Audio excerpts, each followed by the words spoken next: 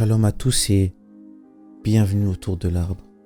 Alors avant de rentrer dans l'explication du thème et dans le vif du sujet aujourd'hui, j'ai envie de, comme souvent, dresser un contexte, vous amener dans le passé pour vous amener à comprendre un passage biblique. On est dans les dernières heures avant que Jésus soit arrêté. Judas a bien sûr décidé de le trahir et Jésus sait que son temps approche. Jésus sait que vient le temps où viendra l'arrêter et qu'il sera jugé, crucifié et mort pour nos péchés. Mais avant ce moment-là, Jésus sait qu'il doit faire quelque chose d'important. Il part prier dans le jardin de Gethsémane. Ce récit est expliqué dans plusieurs des évangiles, mais j'ai décidé de prendre celui dans Matthieu chapitre 26 à partir du verset 36. Je vais vous le lire. Ça dit ceci. Là-dessus, Jésus alla avec eux dans un lieu appelé Gethsémane, et il dit au peuple, « Asseyez-vous ici pendant que je m'éloignerai pour prier. » Il prit avec lui Pierre et les deux fils de Zébédée, et il commença à éprouver de la tristesse et des angoisses. Et il leur dit, « Mon âme est triste jusqu'à la mort, restez ici et veillez avec moi. » Puis ayant fait quelques pas en avant, il se jeta sur sa face et pria ainsi, « Mon Père, s'il est possible, que cette coupe s'éloigne de moi. Toutefois, non pas ce que je veux, mais ce que tu veux. » Et il vint vers les disciples qui trouvaient endormis, et il dit à Pierre, « Vous n'avez donc pu veiller 1 heure avec moi. Veillez et priez afin que vous ne tombiez pas dans la tentation. L'esprit est bien disposé, mais la chair est faible. » Il s'éloigna une seconde fois et pria ainsi, « Mon Père, s'il n'est pas possible que cette coupe s'éloigne sans que je la boive, que ta volonté soit faite. » Il revint et les trouva encore endormis, car leurs yeux étaient appesantis. Il les quitta et s'éloignant, il pria pour la 3e fois, répétant les mêmes paroles. Puis il alla vers ses disciples et leur dit, « Vous dormez maintenant et vous vous reposez. Voici l'heure est proche et le Fils de l'homme est livré aux mains des pécheurs. Levez-vous, allons, voici celui qui me livre s'approche. » Ensuite Judas est venu. Et ils ont arrêté Jésus-Christ et la suite on la connaît, Jésus est crucifié, mort pour nos péchés, ressuscité le 3e jour. La prière d'un moment, voici le titre de cet épisode aujourd'hui. Mon but ici n'est pas de vous donner simplement le récit de ce qui se passe à Gethsémane et d'en faire le thème seulement principal, non. C'est un message qui nous parle à tous. Dans la vie, il y a des événements qu'on peut qualifier de cruciaux, soit pour nous ou pour les autres. Quelque chose va se passer, un changement va arriver, quelque chose d'important arrive. Et Dieu nous met à cœur de prier. La prière d'un moment, c'est une prière qui est celle de l'âme, qui cherche la face de Dieu pour quelque chose d'important. Celle de l'âme qui prie non seulement pour soi, mais pour les autres aussi. Parce qu'un événement arrive et quelque chose arrive et c'est un changement important. Et pour cela, il faut être préparé. Il y a 4 éléments attachés à la prière d'un moment. 4 que j'ai choisis, que l'Esprit m'a inspiré pour vous donner aujourd'hui. Et je vais vous les donner.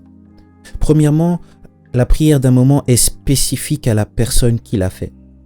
Deuxièmement, elle est avant tout un moment qui est important et qui apporte un changement pour la personne qui fait cette prière. Troisièmement, elle est souvent accompagnée de difficultés, de tristesse qui poussent le cœur à la vivre. Et quatrièmement, Dieu l'accompagne de sa grâce. Il facilite et ouvre la voie. Je sais que c'est un peu flou là, tout ce que je donne avec les thèmes, avec les 4 spécialités, on va dire 4 atouts liés à la prière d'un moment. Mais je vais vous donner d'autres passages bibliques qui permettront de comprendre l'idée derrière. Premièrement, je propose qu'on rentre dans l'histoire de Néhémie.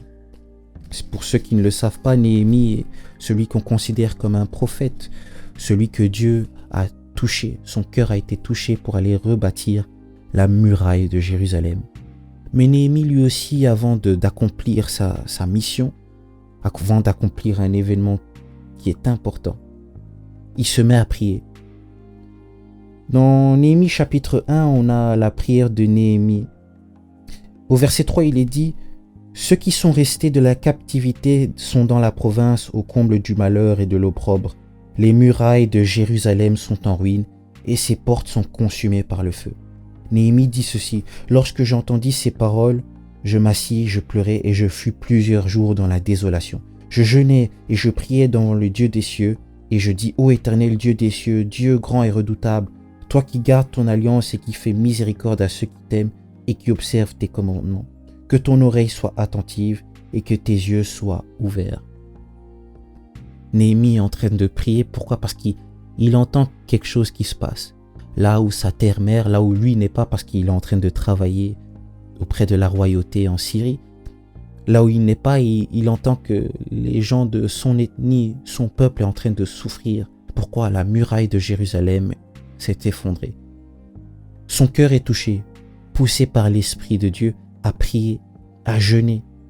Et qu'est-ce qui se passe ensuite? On le voit dans la suite du récit. Le roi qu'il servait lui accorde la grâce d'aller à Jérusalem pour bâtir la muraille. Là, on a le point 2. Elle est avant un moment qui apporte un changement. Néhémie sait qu'il y a un changement qui arrive et il doit aller prier pour rebâtir la muraille. Faisons le parallèle avec Jésus-Christ. Lui aussi sait qu'un changement arrive. Le péché que porte l'homme sera payé à la croix. Et ce changement qui arrive nécessite la prière. On a la même chose avec Daniel. Allons dans le livre de Daniel. Au chapitre 9, on a la prière et la confession de Daniel. Il faut savoir que là encore, le peuple d'Israël est en captivité et Daniel vit auprès des Babyloniens. Et Daniel fait une prière et une confession. Et une prière et une confession non seulement pas pour lui, mais pour les autres. Elle est spécifique à sa personne, comme je disais dans le point 1. Et elle est là avant un moment important.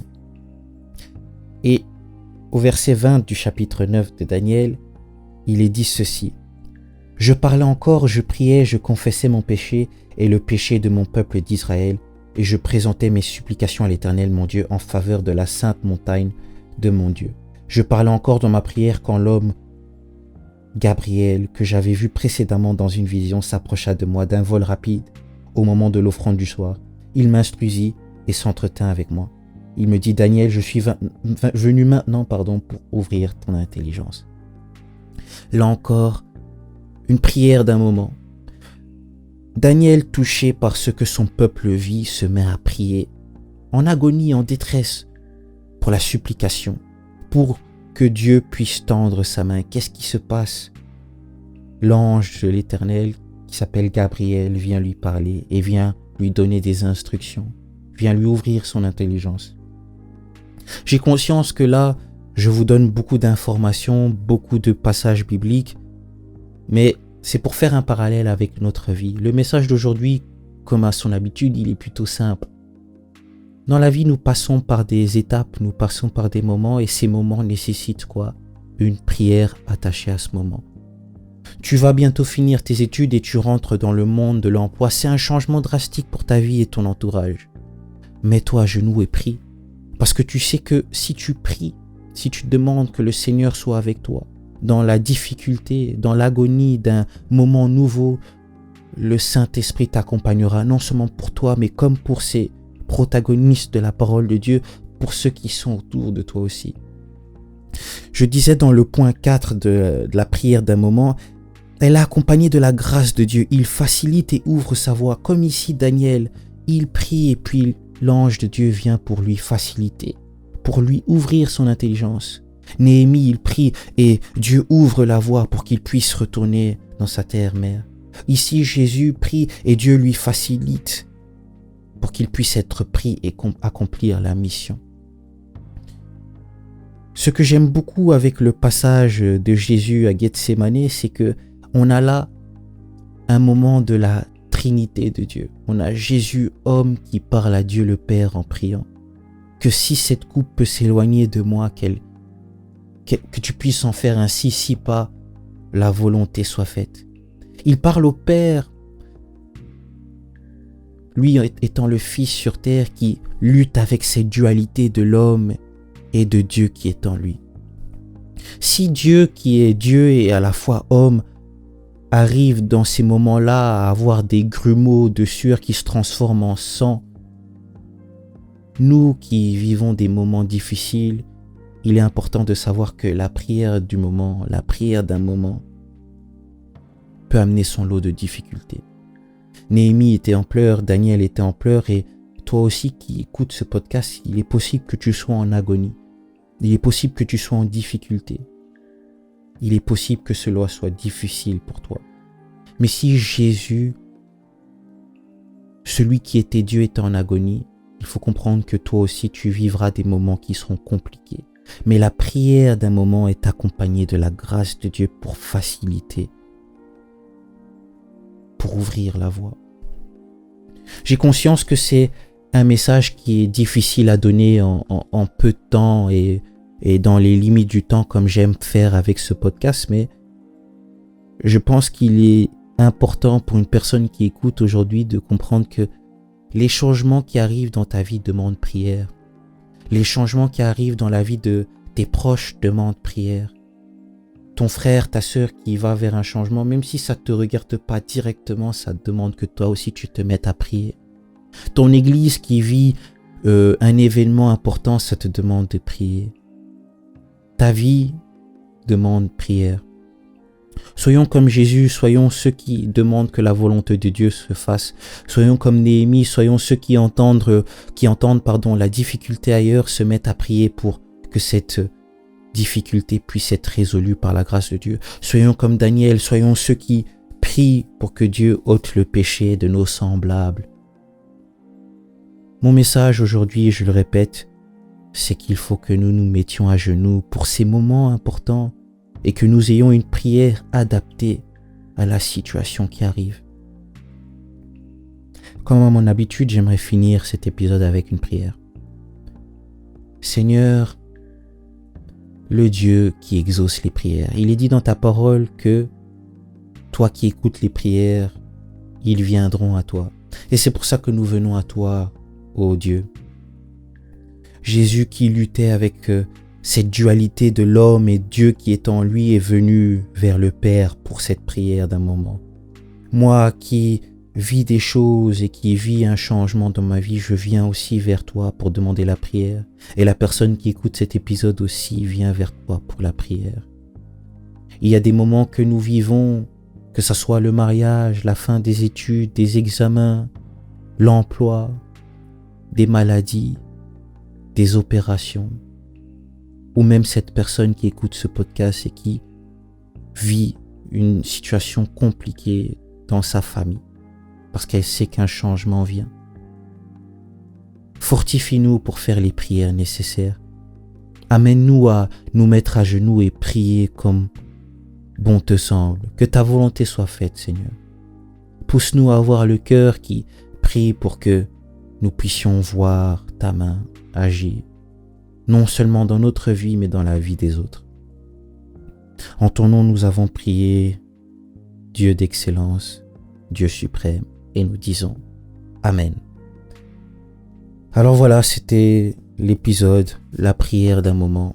J'ai conscience que c'est un sujet qui demanderait peut-être à ce que ça soit une prédication longue, mais j'avais à cœur de partager cela. J'avais fait ce petit message dans un live de prière. D'ailleurs, n'hésitez pas à vous abonner sur la page Instagram. Là, on fait des fois des lives de prière aussi. N'hésitez pas aussi à vous abonner à la chaîne YouTube. Ça permet aussi de grandir et de pouvoir faire avancer le projet. Alors, je voudrais remercier, comme à mon habitude, tous ceux-là qui sont là pour nous aider. Soyez bénis. Et je mettrai dans la description, les notes de cet épisode pour que vous puissiez relire et revoir les 4 points de la prière d'un moment. Soyez bénis, on se retrouve à très bientôt autour de l'arbre.